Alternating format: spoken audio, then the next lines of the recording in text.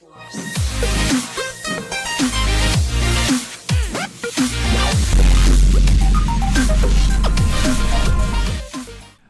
and gentlemen, my name is Brendan Plays. This is Total Extreme Wrestling for our All Elite Wrestling save. We are just going to jump straight into it today. We have a big episode planned for you.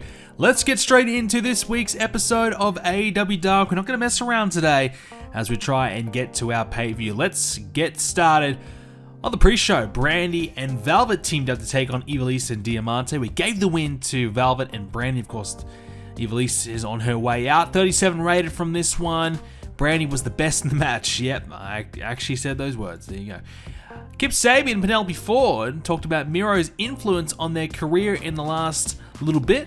49 rated. Pretty good, actually. So, Kip Sabian is having a career resurgence in our TEW. He has gone from the man that will lose every single match to maybe there's hope.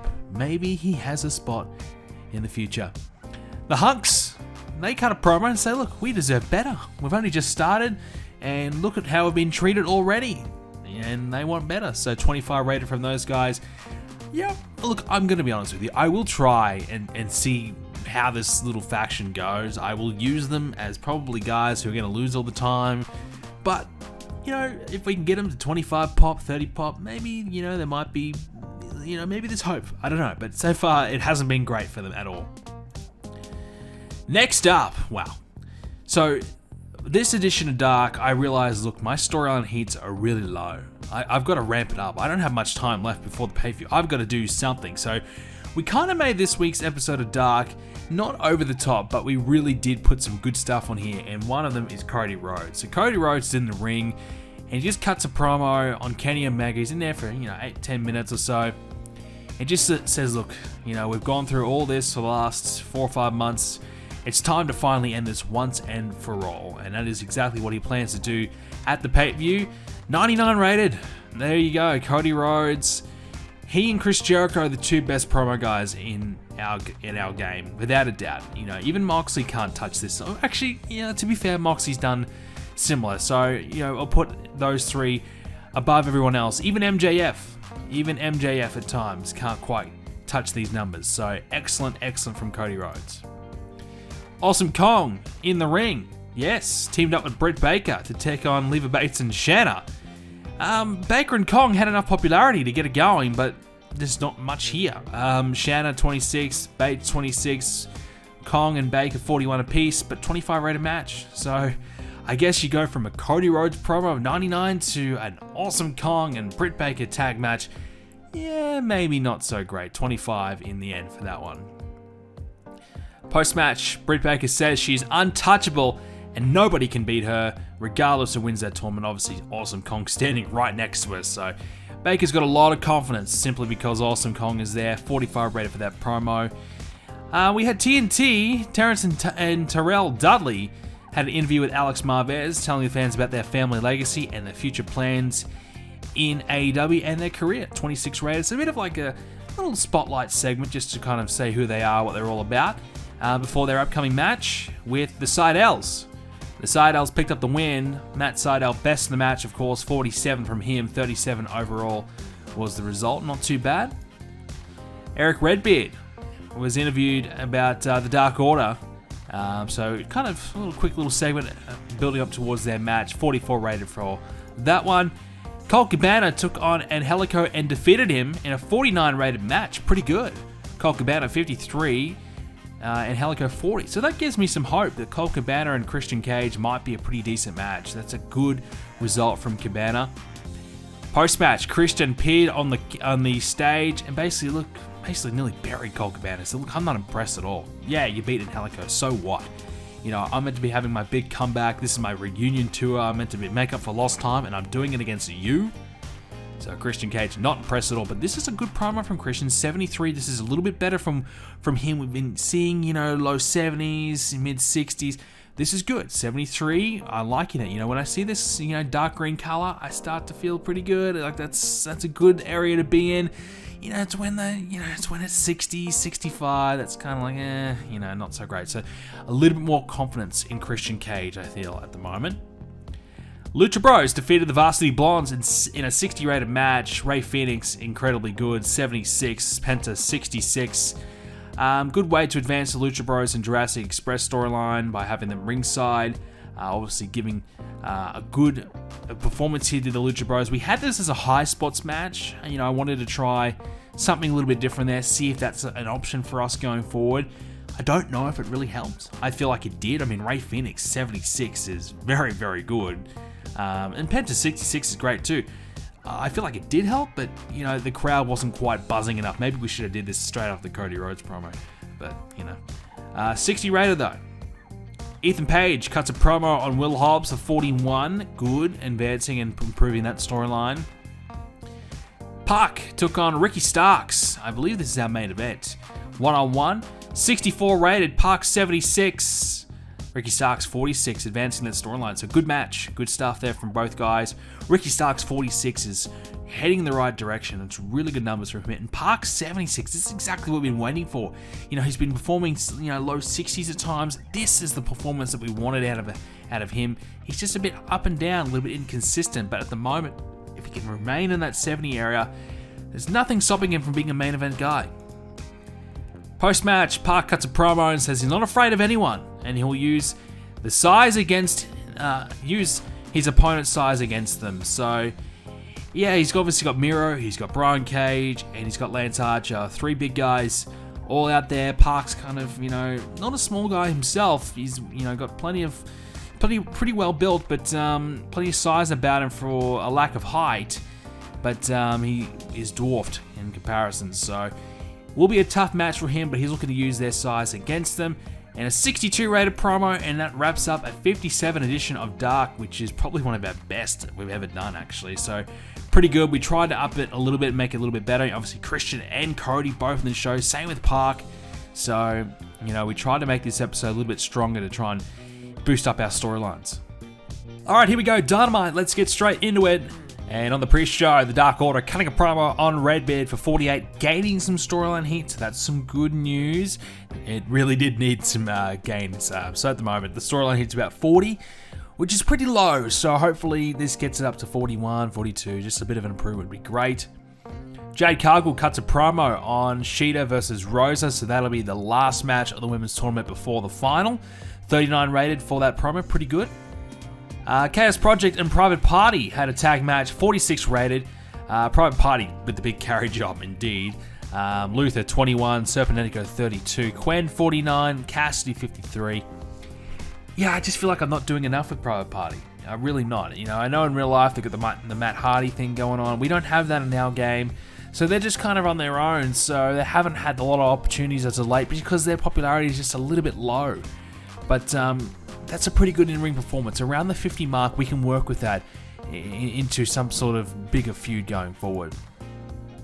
Okay, we open up the show with Kenny Omega, who announces what the stipulation will be for the 6-man tag match at the House That Always Wins. And it will be anything goes. So the rulebook basically thrown out the window, no DQ sort of match. 91 rated promo, very, very good way to kick off the show and to boost up that storyline. And then we're going to have Kenny Omega in action. So we really kind of went all in, no pun intended, on this show. We kind of tried to make this as good as possible. So Omega's in action against Dustin Rhodes. So, of course, there's a bit of a tie-in there. And this was a 75 rated match. Kenny Omega, 82. Dustin Rhodes, 48. So, 15-minute match. I think this was a wild brawl. Yes, it was. And Omega, he can do well in any sort of match. Dustin Rhodes, wild brawl, probably suits him. And, of course, Kenny Omega got the win. So, pretty good match. Pretty good. And to follow it up, the New Elite, which, of course, is Kenny's crew. He tried to beat down Dustin Rhodes, but quickly ran away when Cody, Adam Page, and eventually Paul White even lumbered on down to the ring. 85 rated, so the attack and save angle gets a nice little rating, and that will boost out the storyline. So the storyline heat was getting pretty low. It was 69, so it really needed something to beef it up. We had a match, a couple of good segments, so hopefully it's going to be high 70s going forward. So I'm happy with that. But we do have Adam Page and Cody Rhodes teaming up later to take on Gallows and Anderson in our main event. So that's going to be a good match, I'm praying, and that will hopefully help the storyline heat out even more. Hikaru Shida and Thunder Rosa had a 50 rated match. Can you believe it? A women's match 50 plus is a rare sight in our game, and I'm glad to see it. Shida 52, Rosa 44.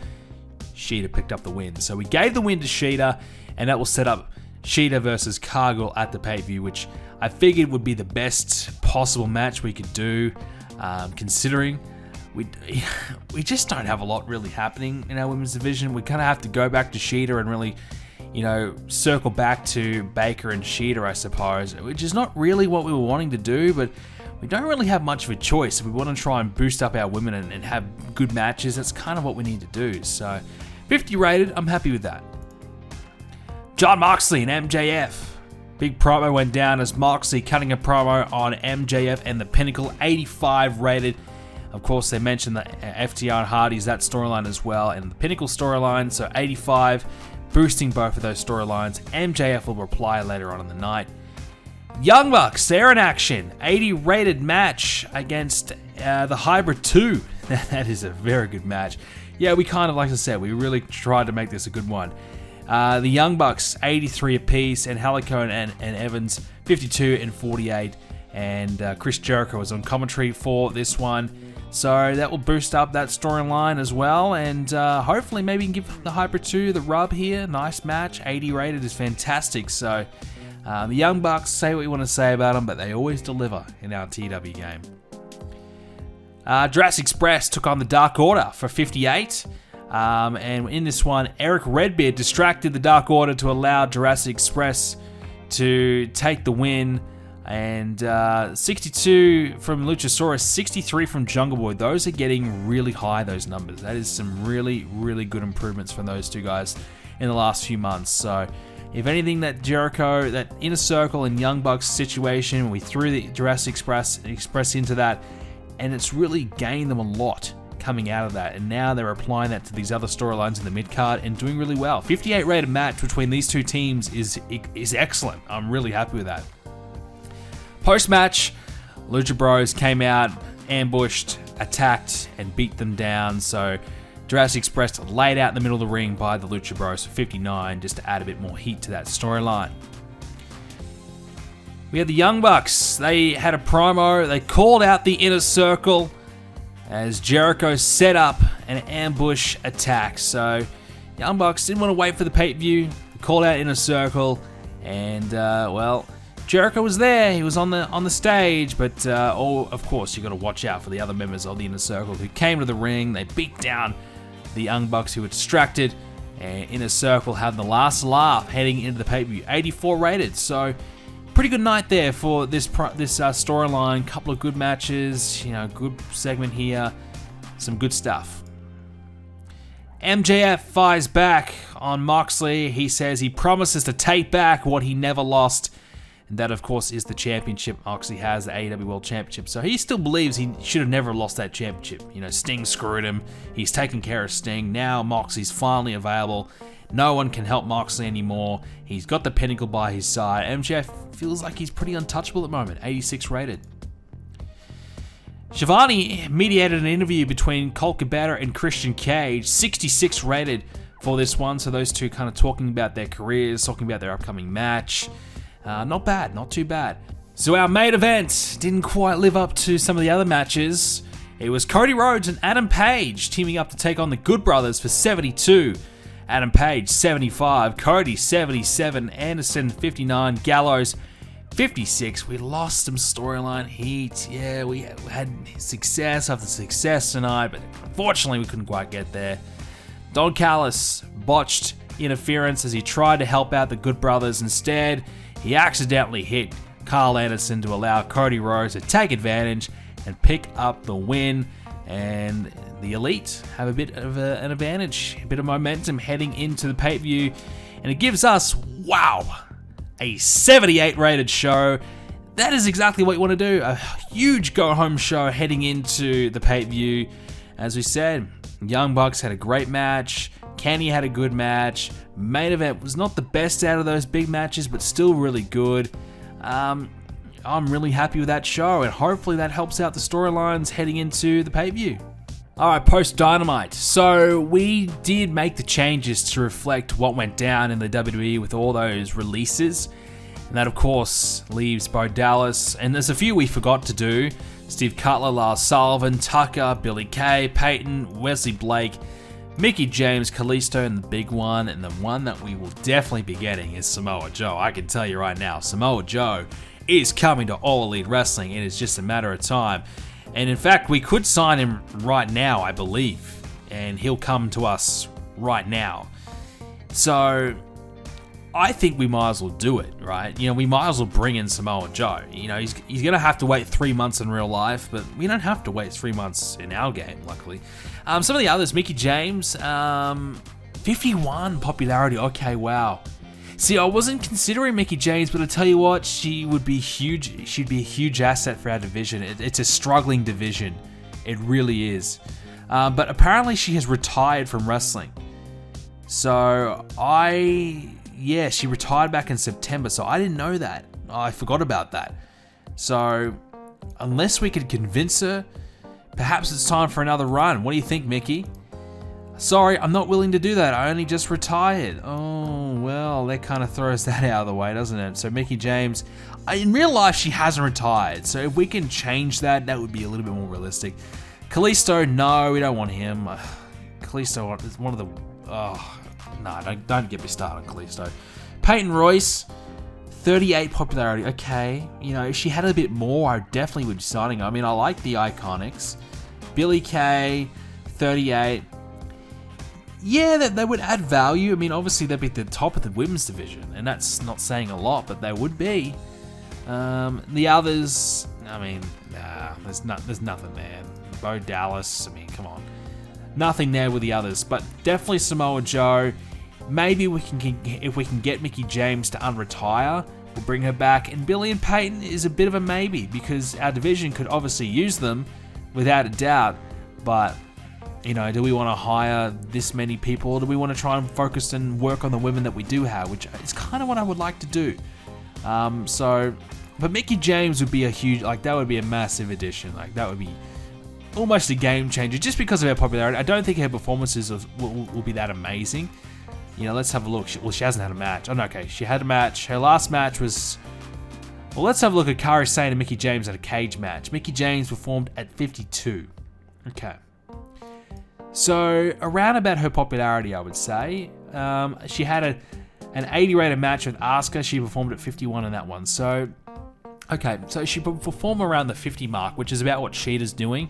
So, she could probably help get 50 rated matches, which would be huge for our division. Quick look at the ratings. NXT 75 rated show, and they had 874,000 viewers. That's a nice rating for them. We had...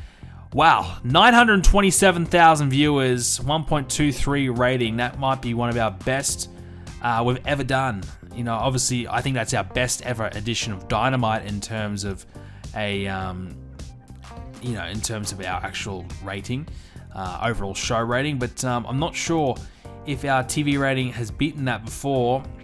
No, that is our best TV rating.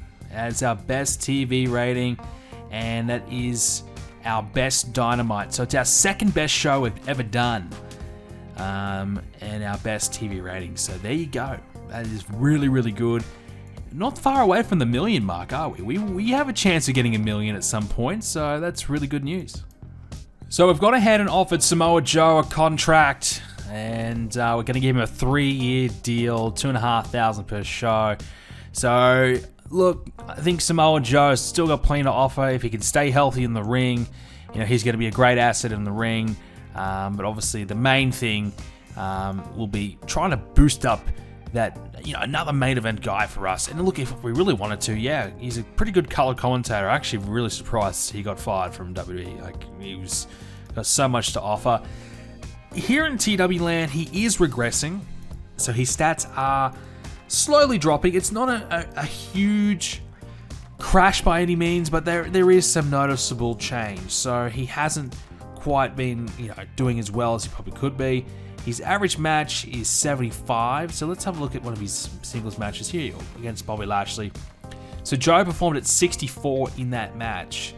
Robert Roode match, he performed at 64 again. So he's performing around about what his popularity is in the WWE's ratings. I feel like he could get to 70 based off our product settings, which would be fantastic. And Joe, he's got great mic skills. He's got the ability to really set up a big feud. Still has a good enough ring skills to perform at a high level. So I think he would be a massive addition to our roster, and it's a big move. It's a big move indeed. But I tried to talk Mickie James out of retirement. I tried to edit her so she would come out of retirement. We could technically sign her and just have her wrestle, but she would be retired technically and still able to wrestle here and there. You know, we could do that. But that's an option, and we might do that if we get desperate, and I think we are pretty desperate, to be honest, so it might be an option for us going forward. In terms of popularity changes, not too much to really speak about. There was a little bit of movement at the top of the card, the Young Bucks gaining a small little bit of popularity. Ethan Page, he's gone up to 36, and we brought him in, he was at 34, so we've had some success already with Ethan Page, which is great. You know, Will Hobbs is probably the guy we really want to push, and he's still at 31, so he's been up and down, actually, so he hasn't quite done as well as perhaps we would have liked. So there's a bit of, you know, whoever wins that match, you know, I guess it's got to be Ethan Page. You know, as much as I would like Will Hobbs to win, I don't think we can afford to sacrifice the progress we've made on him. Eva Lee still has 29, so she'll probably have a few more losses before she leaves as well. Jade Cargill's got 34 popularity now. That's got to be an improvement, right? Yes, so she's gone from 30 to 34. So we've actually done something good with one of the women. So we've shown that it's possible. I guess having 85 star quality will do it. It allows her to really gain popularity easy. So it is possible, though. We are capable of getting one of the women over. You know, it's not easy.